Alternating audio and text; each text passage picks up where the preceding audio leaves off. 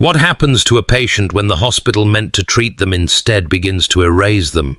What remains when the ledger itself falters, when names vanish from records, but the walls continue to whisper that they are still inside? Tonight, we open one of Oregon's most unsettling cases, the strange, incomplete file of Jonas Ellery, a man admitted to Dammasch State Hospital in 1973. Official records insist he was stabilized, prepared for community release, and then lost to bureaucratic silence. But fragments of journals, redacted reports, and even stray photographs suggest another possibility, that he never truly left. Welcome to Gothic Ledger. Before we begin, I want to know, where are you watching from tonight? And what time is it as you join us? Write it in the comments below. And if you haven't already, please subscribe and like this video. Every week we uncover another hidden chapter of history, dark, unsettling, and nearly forgotten. Your support ensures these stories remain alive. Dammasch State Hospital, once Oregon's third great asylum, was built to relieve overcrowding in 1961.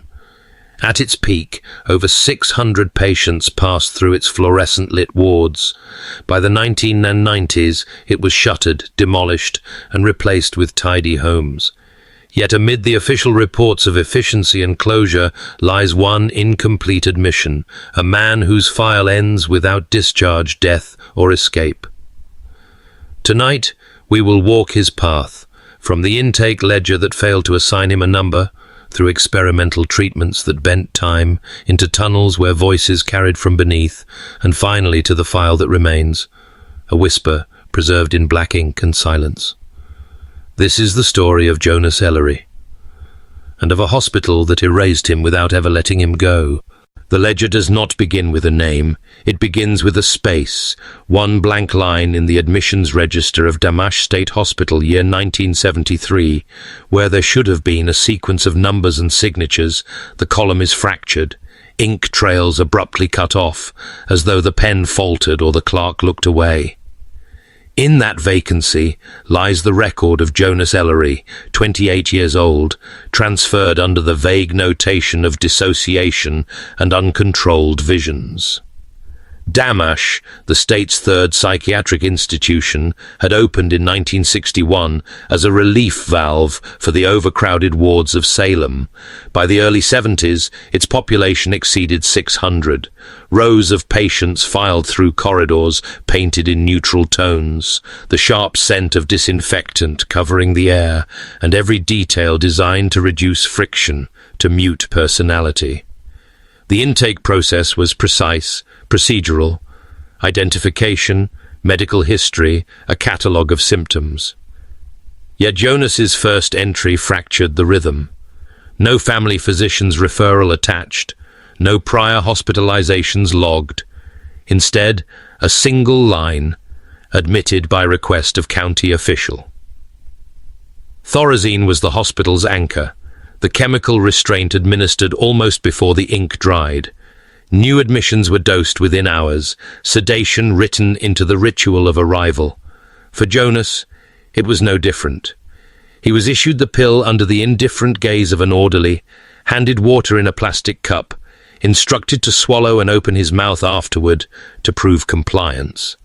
In the ledger, beside the unnumbered line, a faint notation appears: medication administered, response unremarkable.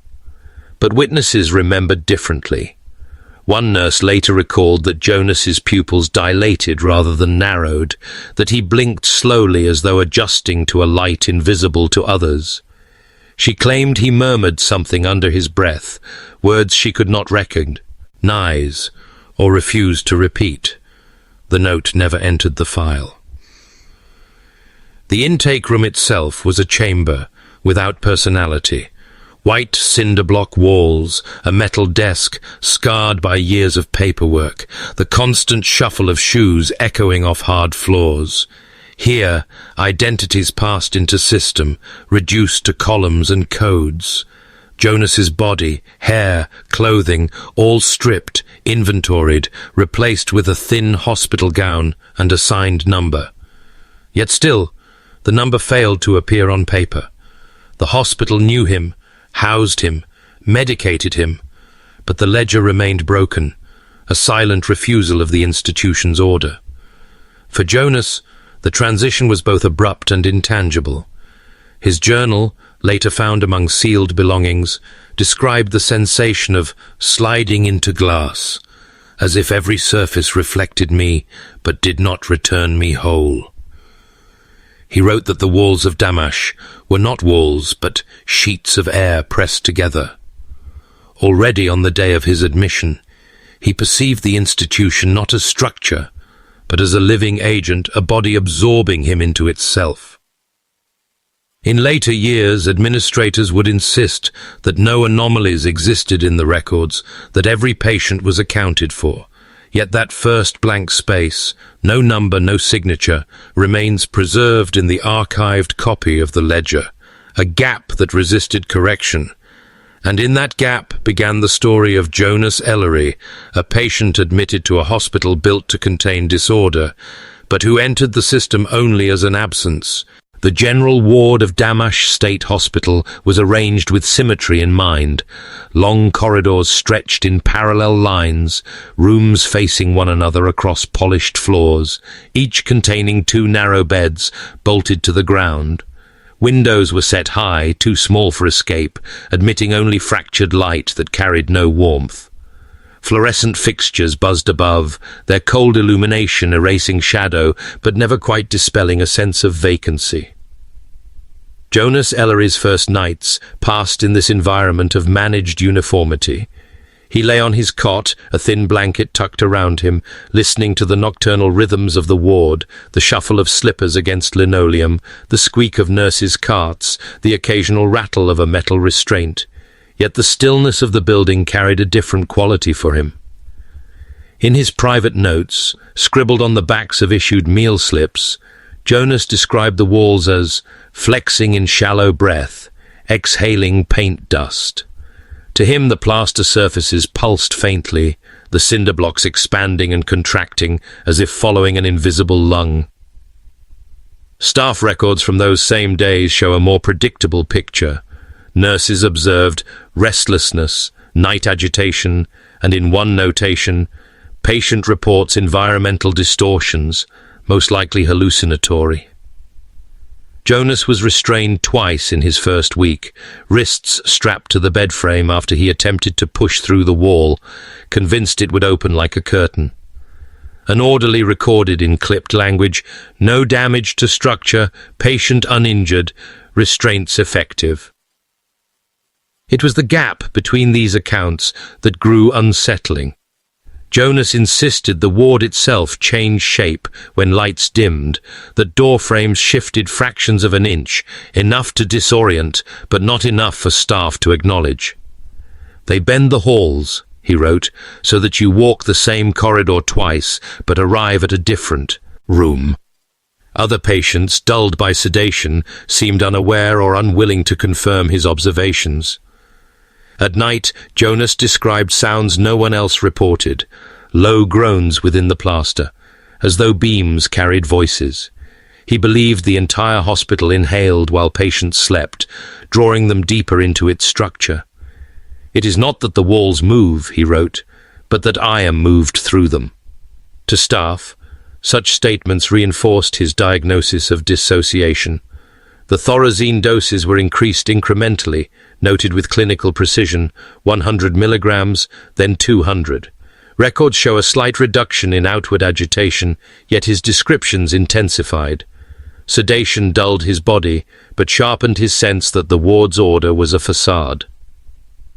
One night in early autumn he awoke screaming, insisting that the ceiling had lowered, pressing toward his face. Several patients roused, alarmed by his cries.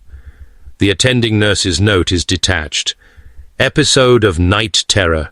Patient believed room compressing.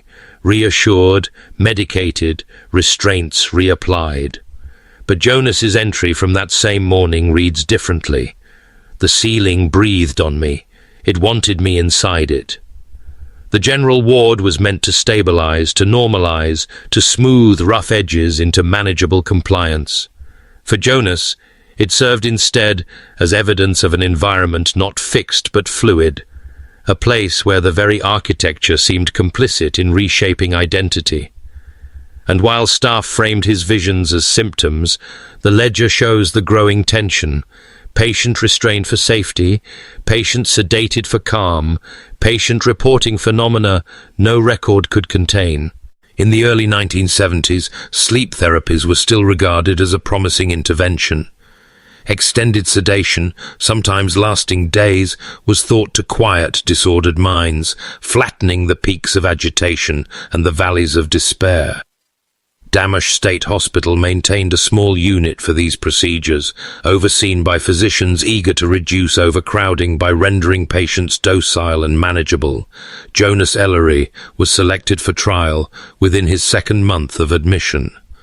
The room prepared for him was dim and windowless, its ceiling tiles absorbing sound. A padded cot replaced the iron-framed bed of the general ward, and intravenous drips delivered a steady measure of barbiturates. Nurses monitored pulse and respiration, while notes were logged in narrow script. Subject sedated. Duration 48 hours expected. Observation unremarkable. For staff, the entry was routine. 2 nights passed. Jonas stirred intermittently, fed through tubes, murmuring indistinct fragments. His chart indicates nothing extraordinary.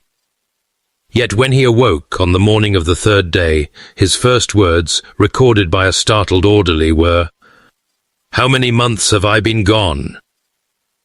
Jonas later wrote that during the therapy he had lived an entire season elsewhere. In his description, the ward dissolved and reformed as a labyrinthine town. He recalled walking streets lined with windows that showed not faces, but reflections of himself, older, thinner, or absent altogether. He claimed to have kept a calendar, scratching days onto stone with a nail until he reached 181. None of these markings could be produced, yet his conviction remained absolute. The nurse's annotations dismiss his testimony as post-sedative confusion.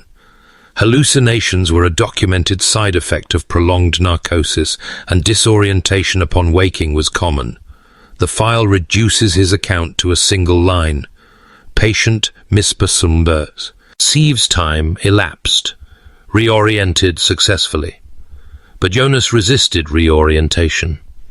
He told fellow patients in hushed tones that the hospital used these treatments not to heal, but to shift consciousness into hidden corridors of reality. He wrote, "Sleep is their door. They send us through and pull us back, and the hospital is the one keeping count." Other patients began reporting similar distortions after undergoing therapy. One woman insisted she had given birth during her sedation, cradling a child that vanished when the nurses unstrapped her hands. Another swore he had buried 3 family members in a town that did not exist. None of these claims reached official records. Jonas, however, preserved them in his notes, weaving them into a growing conviction that Damasch itself possessed a will, that it pushed patients through unseen passageways under the guise of sleep. By the time his therapy cycle ended, Jonas was quieter, his movements slower, his body dulled by lingering sedatives.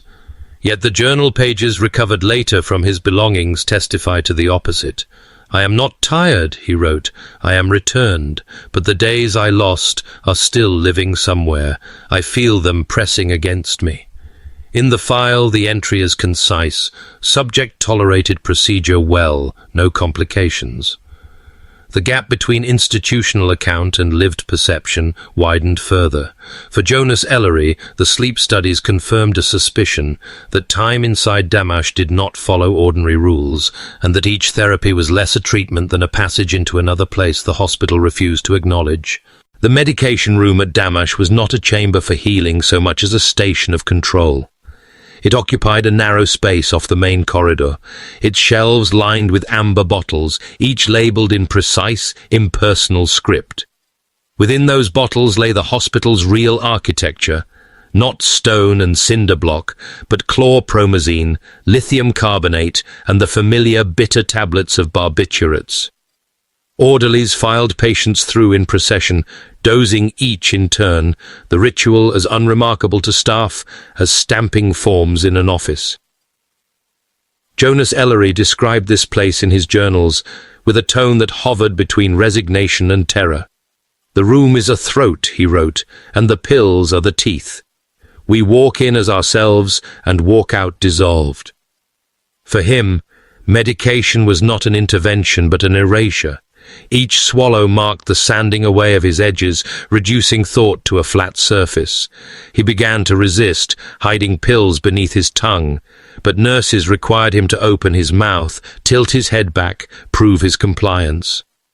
When cheeking failed, injections replaced tablets, the needle's sting accompanied by the cold certainty of defeat. Hospital notes show none of this conflict.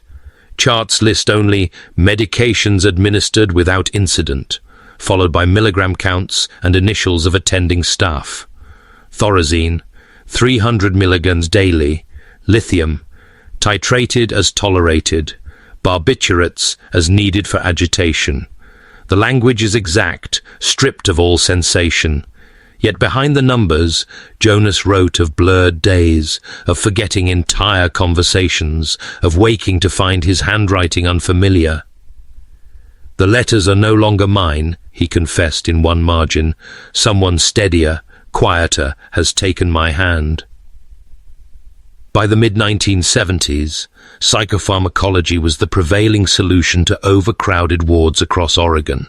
A chemically subdued patient required fewer restraints, fewer attendants, fewer interventions. Damash was no exception. Sedation was efficiency disguised as care. Jonas, however, sensed the underlying purpose. "They do not treat illness," his notes insist. "They reduce the population of selves. They are removing me, not my symptoms." Other patients, too dulled to speak, became to him evidence of the process. He wrote that their faces looked washed of thought, like paper soaked until the ink runs away. He feared he would join them fully, and that the hospital would succeed in completing what the intake ledger had begun, recording him not as a man, but as a vacancy. Staff dismissed such resistance as paranoia, citing medication non-compliance in neat cursive. The more Jonas articulated his dread, the more firmly protocols were enforced. The cycle was efficient. Agitation bred higher doses bred silence. In this, Damash achieved its central aim: order, calm, reduction of noise. Yet the journals preserve a different memory. Jonas claimed he could feel parts of himself slipping away into the pill's chemical fog, that identities were shed like husks and collected somewhere within the hospital walls. "They keep what they remove," he wrote. "The air hums with the lost." For the institution, the medication room was a point of stability, where imbalance was corrected and disorder contained. For Jonas Ellery, it was a crucible of erasure, a place where his self dissolved incrementally, one measured dose at a time. And still, the ledger marks each line with finality: patient medicated, response unremarkable. Beneath Damash State Hospital ran a system of service corridors, low-ceilinged tunnels carved from concrete, carrying pipes, electrical lines, and the circulation of the institution itself. Few patients ever saw them. They were designed for staff, a means of transporting supplies unseen, of moving between wards without disrupting the ordered quiet above. Yet to Jonas Ellery, the tunnels became unavoidable. Nurses reported him listening at floor vents, tilting his head as though receiving messages from below. He asked questions in the night: who lived beneath, who was speaking, why the walls throbbed with whispers. The staff dismissed his inquiries as symptoms of paranoia, documenting only patient preoccupied with non-existent voices, redirected without success. Jonas's own account, however, suggests something else. In notes written during his sedation, he described the hospital as hollow, a body whose organs ran underneath the visible wards. "The hospital breathes through its tunnels," he wrote. "The voices are its circulation, not echoes, living words."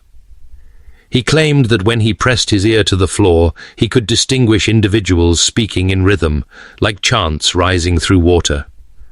Some he identified as fellow patients, voices of those long gone from the ward above. The mechanical hums of generators and the rush of heating systems created a constant backdrop of sound. Staff accepted this as mundane. Jonas insisted those vibrations masked intention.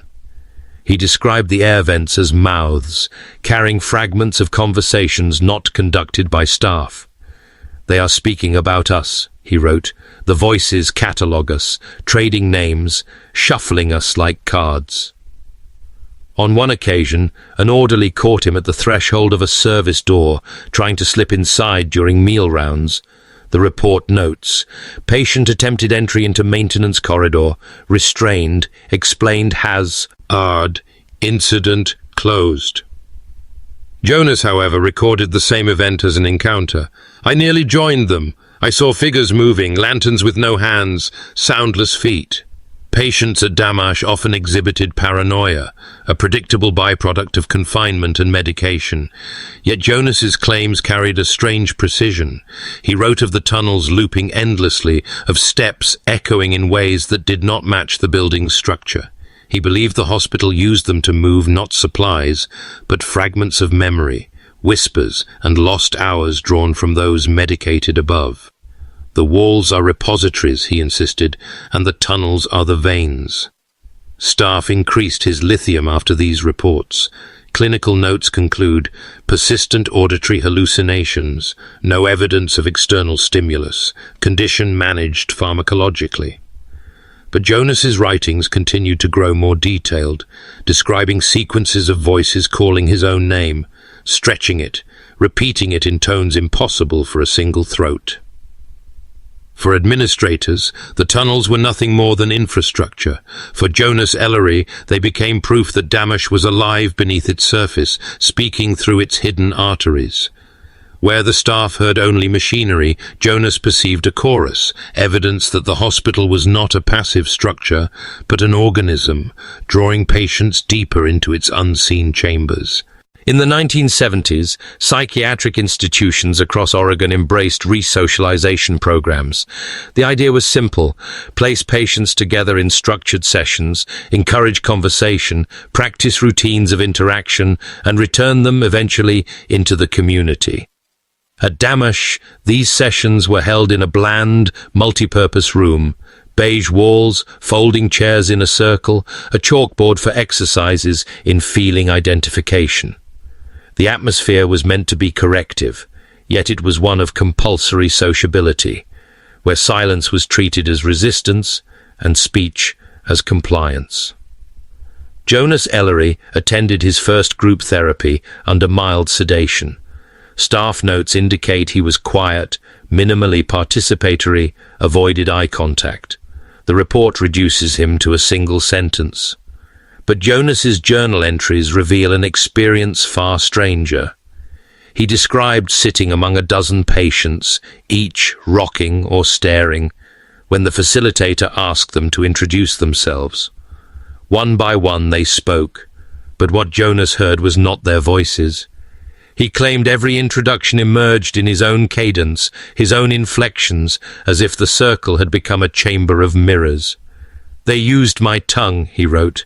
"Every word I had ever spoken was borrowed. I could hear myself from every seat." He described it not as echo, but as duplication, a theft of identity rendered through the mouths of strangers. Other patients' files contain nothing unusual from that day. No shared phenomena, no disturbances. Only Jonas reported the event. Staff classified his claims as auditory hallucinations, an expected feature of dissociative illness. In the notes, patient describes hearing others speak in his own voice, content bizarre, likely hallucinatory. But Jonas was insistent. He wrote that the facilitator herself, a woman he had never met before, leaned forward and in his own voice asked, "Do you still believe you are Gular?" He claimed her lips moved, but the sound that emerged was his. Later, when the session ended, he sat unable to rise, shaken by the multiplication of self. The therapeutic rationale of group work was to reinforce identity through contact with others. For Jonas, it did the opposite. He saw the hospital dissolving his voice, distributing it across every throat in the room until he no longer owned it. "If they all carry me," he scrawled, "then what remains for me to hold?" Subsequent sessions brought more of the same. He stopped speaking aloud, convinced that each word he contributed was instantly stolen and returned to him distorted. Staff grew concerned about withdrawal from participation, noting his lack of engagement. They adjusted his regimen, increasing sedatives, ensuring that in future sessions he remained compliant, even if silent. Yet silence did not protect him. Jonas wrote that even when he refused to speak, the others continued to use his voice, repeating sentences he had never spoken, telling stories that belonged to him. "They are rehearsing me," he wrote. "The hospital is practicing being Jonas." For the institution, the group therapy room was a model of progress, proof that patients could learn social patterns before reintegration. For Jonas Ellery, it was a hall of reflections, a place where his singularity unraveled, replaced by a chorus that spoke in tones identical to his own. Death was not unusual within the walls of Damash. With more than 600 patients and chronic underfunding, the hospital registered fatalities as part of its ledger: cardiac arrest, aspiration, sudden respiratory failure. Yet for Jonas Ellery, the first death he witnessed was not entered cleanly into the record. It occurred on the ward one autumn evening.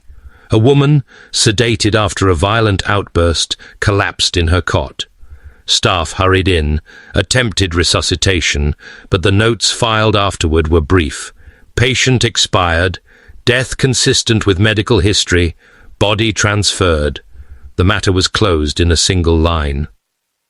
Jonas, however, described something different. He claimed the orderlies never removed her. He insisted that while staff wheeled away a covered form, the body itself remained beneath the ward, drawn into the architecture of the hospital. "They carry away the image," he wrote, "but the substance is stored below." In his perception, the woman had not vanished, but been absorbed into the same subterranean space from which he heard voices. In his journals, Jonas returned to this event repeatedly. He described hearing the woman call out after her supposed removal, a voice muffled under the flooring. At night, when he pressed his ear to the linoleum, he swore he could detect her shallow breath, steady as if in uneasy sleep. "She is still with us," he wrote, "not buried, not gone, but preserved where the hospital keeps what it takes." 2 decades later, after Damash had closed, the Oregon Advocacy Center, now Disability Rights Oregon, investigated a series of patient deaths at the hospital. Their 1993 report, 5 deaths at Damash Hospital, a question of responsibility, alleged neglect, insufficient monitoring, and fatal lapses in care. Families of patients demanded answers, though the conclusions remained mired in bureaucratic language. Official accounts spoke of failure in procedure, lack of training, systemic shortcomings. But Jonas's writings, preserved in a sealed folder, reframed such deaths as something else entirely, not error, but retention. The discrepancy between staff reports and Jonas's visions is stark. The official ledger closed the case within hours. Jonas's private notes extended it indefinitely. Staff emphasized the closure of life, its containment. Jonas emphasized continuation, a presence displaced beneath the surface yet never released. His words suggested that the hospital itself required bodies, drawing them down into the tunnels he had already described, turning loss into accumulation. In later years, former staff would admit that the hospital handled death with uneasy efficiency, removing patients swiftly, minimizing disruption. Rumors circulated among orderlies that paperwork often lagged behind reality, that some transfers were recorded hours, even days after the fact. To Jonas, these gaps were proof. The ledger writes them gone before they are. The Advocacy Centre's investigation came long after Jonas vanished, but its existence lingers as a strange corroboration. Where his journals imagined concealment, the report confirmed neglect. Both spoke of lives unaccounted for, of patients erased by procedure, yet persisting in silence. For Damash, death was another entry in the file. For Jonas Ellery, it was the moment when the hospital's hunger became visible, consuming not merely the sick, but the very fact of their absence, leaving only a body beneath and a line of ink above. The hospital's architecture contained more than patients. Behind painted-over doors and sealed corridors, Damash held entire wings closed to routine passage. Budget cuts, shifting treatment philosophies, or simply the attrition of decades had left pockets of the building abandoned, their air undisturbed, their files forgotten. For staff, these were hazards. Unsafe, irrelevant, cordoned off. For Jonas Ellery, they were invitations. He discovered the first locked door by accident, following an orderly wheeling a supply cart. When the cart veered down a side hall, Jonas glimpsed a door marked "Authorized Personnel Only." Later, during an unsupervised interval, he returned. The knob was stiff, the paint brittle. He pressed, and to his surprise, it yielded. The room beyond smelled of paper and dust. Light from a single grimy window fell across overturned chairs, a cracked clock on the wall permanently frozen at 3. File cabinets lined the perimeter, their drawers stiff with age. Here time had stalled. Jonas described it as a room no one admitted still existed. Inside the cabinets he found patient files decades old. Some bore dates from the hospital's first years, others even earlier, transferred from Salem. The folders were brittle, edges browned, but the contents shocked him. They described patients admitted for visions, echoes, disturbance of time perception. Several reports documented claims eerily similar to his own. Patients who insisted walls shifted, who heard voices from beneath, who claimed to live years in a matter of days. Yet the language of the files was curiously fragmented. Pages were missing. Others had entire paragraphs obscured by thick strokes of black ink. Some forms carried the stamp Board of Control, restricted, a mark Jonas had never seen before. What remained visible hinted at experiments, extended sedation trials, sensory environment manipulation, controlled voice phenomena. One file described a patient who refused to speak because others have taken his tongue. Jonas read these fragments with mounting certainty. The experiences he had believed singular were in fact repetitions, recurrences etched into the hospital's forgotten history. He wrote, "They have been trying this for decades. Each generation, the same visions. They are not treating us. They are studying how we dissolve." The files bore other peculiarities. Several ended without discharge or death noted, the final page blank or cut away entirely. In some, names were struck through, replaced with initials, as though the hospital itself sought to reduce them into anonymity. He noticed that many entries ended with the same clinical phrase, "Patient whereabouts unresolved." Staff later noted Jonas attempting to conceal loose pages in his gown. The record shows he was caught near the stairwell, papers confiscated. The official note reads, "Patient retrieved from unauthorized area, possession of documents, materials secured." No mention was made of what those documents contained, nor of how Jonas gained entry. What became of the locked room remains unclear. Later renovation plans omit it entirely. The files Jonas claimed to see do not survive in the official archive. Only his own journals described their existence, filled with copied phrases, fragments transcribed from memory. For the hospital, the locked room was a hazard, an administrative oversight corrected by paint and key. For Jonas Ellery, it was confirmation. He was not alone in his visions. Others had come before, vanished into the same silences, their records redacted until only shadows remained.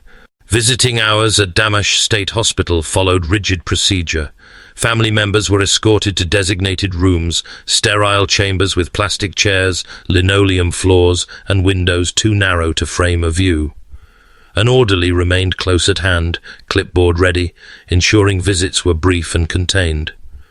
Affection was permitted, but only in measured doses. Too much contact, the records advised, risked emotional agitation. On a November afternoon in 1974, Jonas Ellery's mother was admitted for visitation. Staff noted her arrival with perfunctory detail. Relative presented, patient cooperative, interaction appropriate. The official record ends there, neat and untroubled. Yet Jonas's journals, preserved from the same day, tell another version. He described her entrance as a distortion.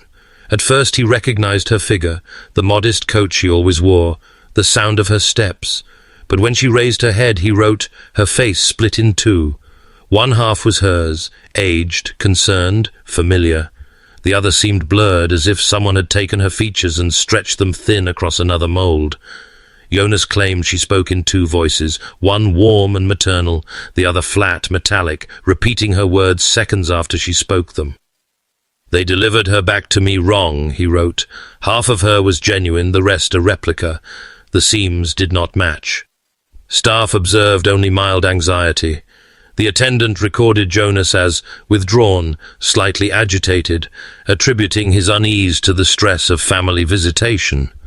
No mention was made of his fractured perception. In their report, the visit passed without complication. Jonas, however, insisted that the woman before him was not entirely his mother. He described her reaching across the table, her hand briefly touching his. But where her skin should have been warm, he felt only a surface cool as stone. He pulled away, refusing further contact. His mother appeared hurt, perhaps confused, but said nothing more.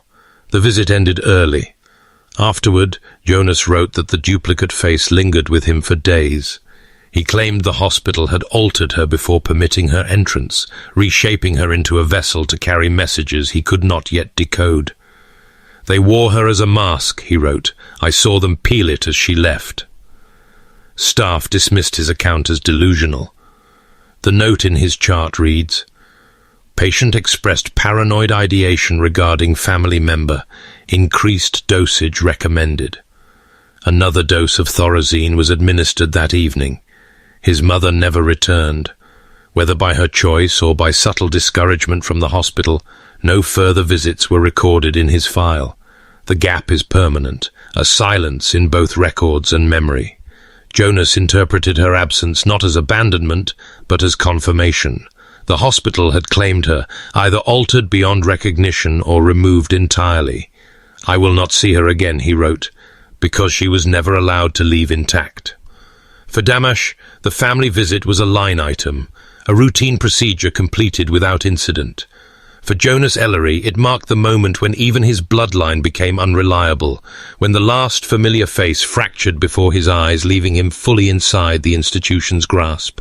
By the mid-1970s, the policy of deinstitutionalization had begun to sweep across Oregon. Legislators and administrators sought to empty the wards of sprawling state hospitals, dispersing patients into community-based group homes. The plan promised dignity, cost reduction, and the prospect of reintegration. At Damash, files began to mark certain patients as candidates for transfer. Jonas Ellery's name appeared among them. His chart lists the rationale in clipped phrases. Relatively stable, compliant with medication, suitable for community placement. On paper, he was progressing. His hallucinations were noted but managed. His behavior classified as safe enough for a smaller facility. The bureaucratic machinery turned toward release.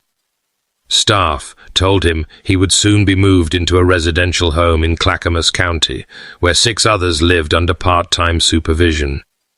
The official timeline projected within weeks. For most patients, this news carried a fragile promise, a light beyond the walls. Jonas, however, recorded only dread. In his journals he wrote, "They say they will release me. They will not.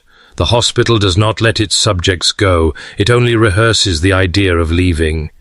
He believed the proposed discharge was a performance, a manipulation designed to reinforce the illusion of progress while concealing permanent captivity. He confided to another patient that night, "I have never been outside since entering, not once. They describe the trees, the roads, the air. I believe those are stories."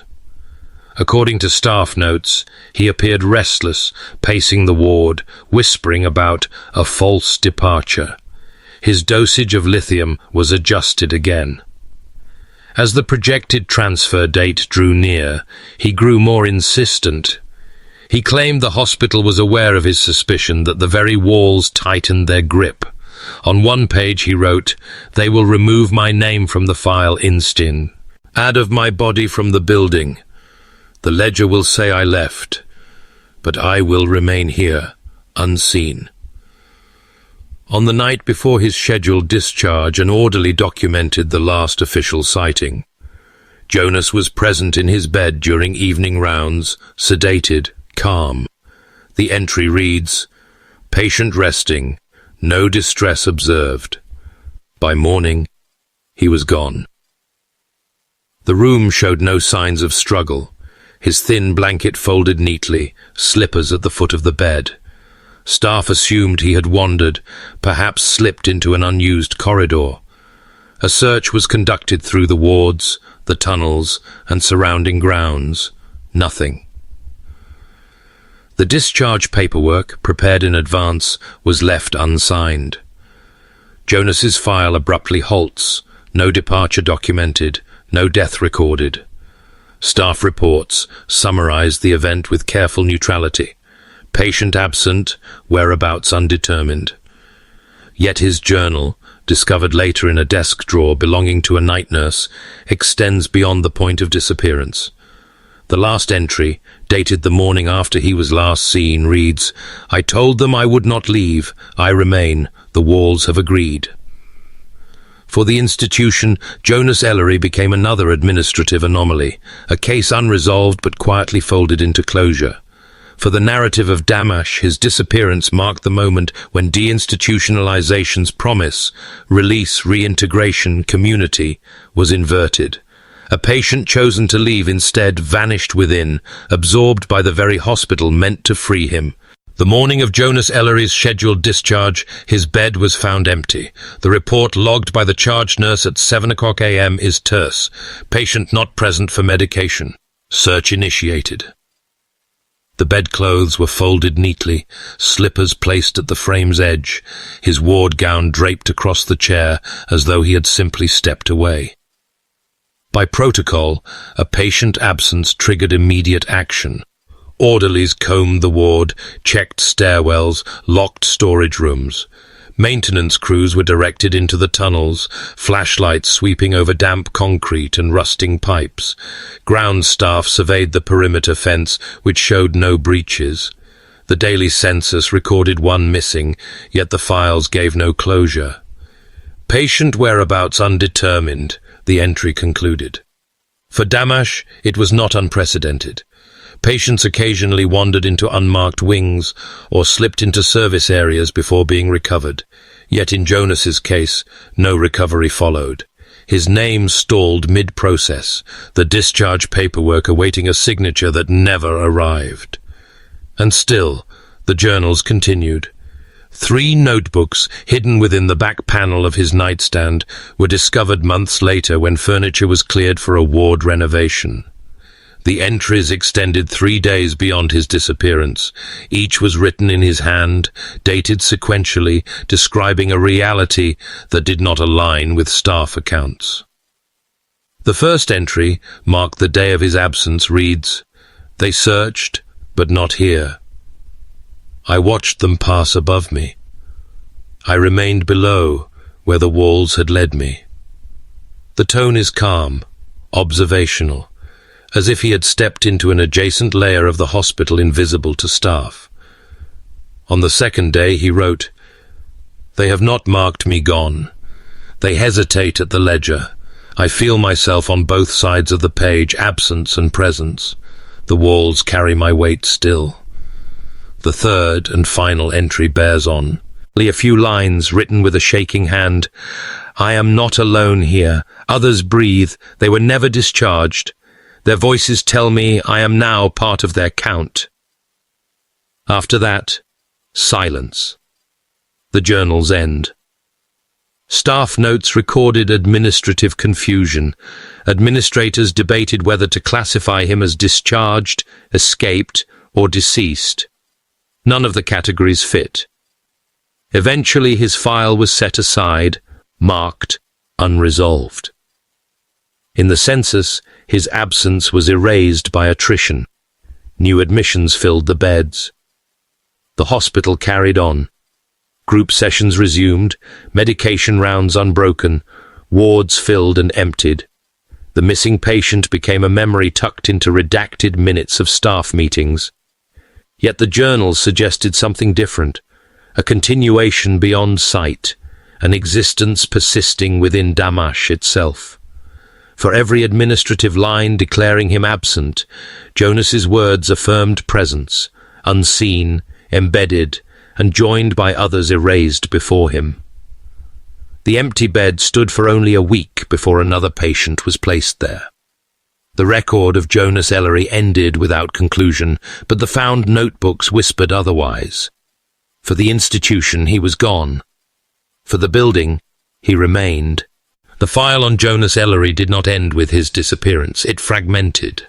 When investigators decades later requested access to his records, they were provided with a slim folder, thinner than expected for 2 years of hospitalization. The pages were brittle, photocopied into the archive long after the fact, and whole sections were obscured. What survived was less a narrative than a pattern of erasure. One progress note from October 1974 begins in ordinary fashion: temperature, weight, compliance with medication. But the final paragraph is crossed through with black ink, a rectangle so dense that the paper buckled under the strokes. In the margin, a faint notation remains: See Board of Control. The Oregon Board of Control, active through the mid-20th century, oversaw state hospitals, prisons, and training schools. It maintained authority over sensitive cases, directing research projects and withholding records from public scrutiny. Several of Jonas's forms carry its stamp: restricted, classified. The designation was unusual for an ordinary psychiatric patient. Elsewhere in the file, whole pages are missing. Consecutive progress notes jump dates without explanation. One sequence shifts from patient resting calmly in bed to patient absent, whereabouts undetermined, skipping weeks of entries. Requests for the intervening pages return only slips marked removed for administrative purposes. Redacted case summaries describe Jonas's symptoms in vague, repetitive language. Reports unusual perceptions. Continues to articulate bizarre phenomena. But where specifics should appear, his accounts of voices in tunnels, mirrors in group therapy, faces split in visitation, the text falls silent. Each erasure denies the reader access not only to his words, but to the institution's acknowledgement of them. Even staff correspondence is incomplete. A letter drafted by a ward soup, advisor to central administration, ends mid-sentence, the rest excised. What remains suggests concern. The patient persists in experiences that correspond too closely with earlier reports. The line stops, followed by a block of censor's ink. Jonas's journals, recovered independently, provide a contrast. They supply the very details missing from the file. He described his conviction that prior patients endured identical phenomena, that their voices filled the walls. The redacted reports, when laid beside his words, suggest not dismissal, but deliberate suppression. The act of blacking out was itself a language, a refusal that spoke louder than admission. In place of clarity, there is concealment. In place of discharge or death, only gaps. The hospital, through its official papers, denied Jonas Ellery not only an ending, but a record of his existence. For later archivists, the file became a puzzle without solution. Fragmented notes, missing pages, unexplained stamps of classification. For Jonas, the meaning was plain. Long before the redactions he had written, "They will strike me from the record, but the walls will not release me. Their ledger will never balance." In the end, what remains is not information, but its absence, an archive of concealment. Where history should stand, there is only the shape of what has been deliberately erased. The written record of Jonas Ellery ends in ambiguity. Yet among the materials recovered during the hospital's final years, a set of photographs complicates the story further. They were Polaroids, dated in fading ink, March 1975, 4 months after his documented disappearance. The images surfaced not in his medical file, but in a box of miscellaneous staff belongings discovered during Damash's closure. Their provenance remains uncertain, though one photo bears the initials of a nurse who had worked the wards in the mid-70s. The first image shows a figure walking along the edge of the hospital's south lawn. The gown is unmistakably institutional, thin fabric hanging loose, bare legs pale against the grass. The figure's head is turned slightly away, blurred by motion, yet the profile resembles Jonas. The grounds were fenced, and visiting hours strictly controlled. No explanation is provided for why a camera was even present, or why a staff member chose to capture this moment. The second photograph depicts a man standing near a service door, half-shadowed, eyes indistinct. The lighting is wrong for daylight, yet the timestamp matches mid-afternoon. The body leans unnaturally, as if pulled against the wall, rather than standing of its own balance. In the grain of the Polaroid, the features are soft, but the posture is familiar. The slight stoop Jonas carried after months of heavy sedation. A third image is the most troubling. It captures the interior of a ward corridor, fluorescent lights buzzing overhead. At the far end, a figure stands facing the camera. The face is blurred, washed pale by exposure, but the outline of hair, the set of shoulders, the narrow frame, all match prior descriptions of Jonas Ellery. On the back, written in faint pen, "He is still here." Staff reports from the same month insist that no such patient existed on the roster. Census records account. Ed for every bed. Discharge lists, death registers, and transfer paperwork carried no mention of Jonas. Yet the photographs insert his presence back into time, defying the ledger's silence. Skeptics have argued that the resemblance is coincidence, that patients in identical gowns under identical lighting blur into sameness. The figure could be anyone, their identity exaggerated by hindsight. But the marginal notes accompanying the photographs suggest otherwise. One annotation reads, "Not supposed to be here." Another, "Taken after file closed." For Jonas's narrative, these frozen moments hold significance beyond verification. They suggest that his claim, that the hospital never released him, persisted not only in journals but in visible form, that he wandered the grounds and corridors long after he was erased from the books. The Polaroids remain ambiguous, their grain resisting certainty. They offer not proof, but dissonance. A body captured after it was declared absent, a presence without category. For Damash's administrators, the images were quietly shelved, neither admitted nor destroyed. For historians, they linger as artifacts of contradiction, evidence that a man might continue existing even after bureaucracy had declared him gone. In the grain of instant film, Jonas Ellery lives on, blurred, incomplete, caught between erasure and survival, a figure walking the grounds of a hospital that claimed to have lost him. In 1995, after 34 years of operation, Damash State Hospital shut its doors. The announcement came quietly, folded into statewide reforms that favored smaller facilities and community housing. Patients were transferred in waves to group homes and private centers. Staff were reassigned or retired. The sprawling campus, once filled with more than 600 lives, emptied into silence. Official reports described the closure as efficient. Beds were cleared, inventories logged, files transported to state archives. Yet those who worked the final days spoke of a building reluctant to release its grip. Wards echoed with drafts that seemed to carry whispers, furniture shifted inexplicably overnight, and unused service corridors filled with a smell of mildew stronger than before. Demolition crews arrived within months to strip the campus for redevelopment.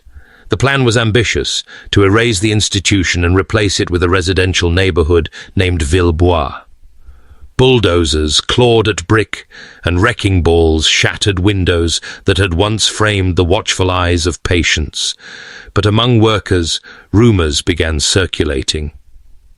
They claimed that a man in a hospital gown still wandered the grounds. Some said he was seen near the south lawn, thin frame stooped, moving with an odd, deliberate gait. Others insisted he appeared in the tunnels as they were cleared, standing in the distance beneath flickering work lights, vanishing when approached. A foreman swore he saw the same figure reflected in a glass panel moments before the pane shattered under falling debris. No official documentation acknowledges these sightings. The closure report lists only physical hazards, mold, asbestos, structural decay. Yet oral accounts passed among laborers tell a different story. He didn't want to leave, one worker recalled years later. It was like the hospital itself kept him, archival. Searches confirmed Jonas Ellery's name never appeared in final discharge rolls. He was not listed among transfers, not among deaths, not among escapes. His file, already redacted, closed decades earlier without resolution. By 1995, he was absent from every category. Yet the whispered figure of a man in a gown seemed to reinsert him into the very moment of closure, as if refusing deletion. When demolition ended, the land was cleared, foundations buried under soil, and eventually new streets and homes rose where wards once stood.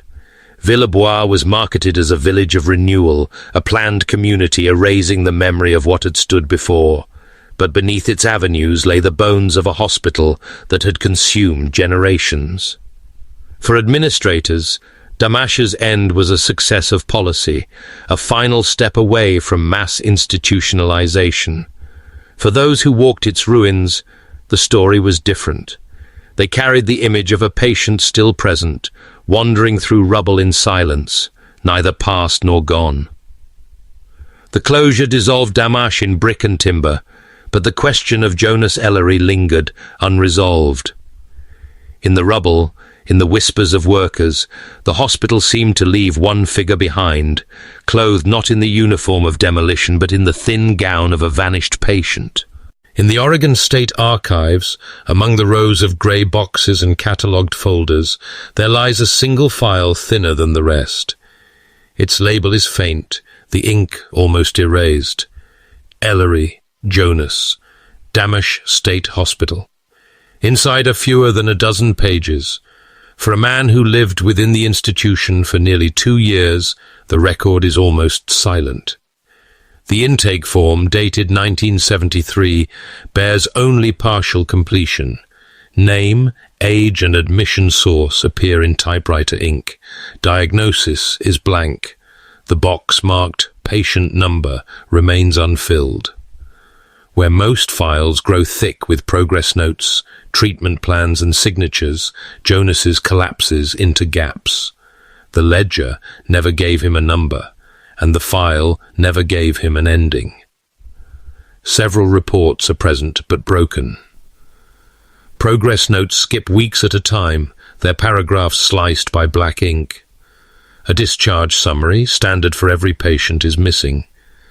Instead, a single sheet notes, "Whereabouts undetermined." No transfer slips, no death certificate, no escape documentation. His official trail concludes not in resolution, but in bureaucratic suspension. At the back of the file lies an envelope sealed decades ago, marked "Property of Patient." Inside are fragments, a folded meal slip with handwriting in cramped script, a torn corner of notebook paper covered in scrawled lines. The words repeat in patterns, as if copied from memory. "They will erase me, the walls will not." Among these scraps is one final page, undated but believed to be his last. The handwriting trembles, uneven, as though written in dim light. It carries only a single sentence: "You are still here." Archivists debate whether the note was meant for himself, for those who vanished before him, or for the building that outlived them all. Some suggest it is not Jonas speaking at all, but a voice written through him, the echo of the hospital's presence pressing itself into paper. Or the state, the file stands as an anomaly, too incomplete to resolve, too peculiar to destroy. It survives not because it explains, but because it refuses explanation. In the silence of redacted lines and missing forms, Jonas Ellery remains suspended, both absent and present, erased and preserved. The community that now covers Damash's grounds carries no visible trace of its history. Homes line quiet streets where wards once stood. Children play where patients once walked the perimeter fence. Yet in the archives, the thin file endures, uncorrected. The blank spaces remain as insistent as ink. Jonas Ellery's record begins without a number and ends without a conclusion. Between those margins lies the story of a man absorbed into a hospital that could not or would not release him. His final words, preserved on a scrap of paper, echo beyond the institution, beyond its demolition, beyond its erasure. "You are still here."